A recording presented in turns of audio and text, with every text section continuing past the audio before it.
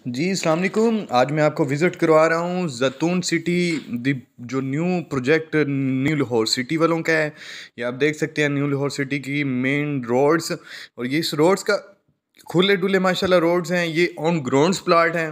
और यहाँ पे तकरीबन जो 5 मरले का प्लाट है वो तकरीबन 35 लाख का मिल जाता है। और अगर यहाँ पे कहीं 3 मरले की कटिंग है तो वो तकरीबन 26 तक आपको कैश पे प्लॉट मिल जाता है। यहाँ पे सारा कुछ कैश पे है। एक इनका दूसरा जो प्रोजेक्ट है वो ज़ैतून सिटी का, वो इसके ऑपोजिट आ जाता है।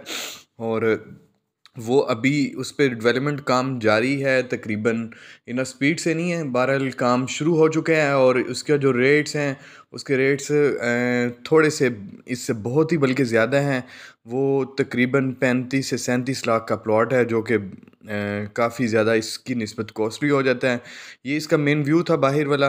ये आप बाहर की तरफ अब निकल चुके हैं और ये बाहर की तरफ जा रहे हैं। बहुत अच्छी सोसाइटी, आप इंटरनेशनल लेवल की ये सोसाइटी बनाई गई है।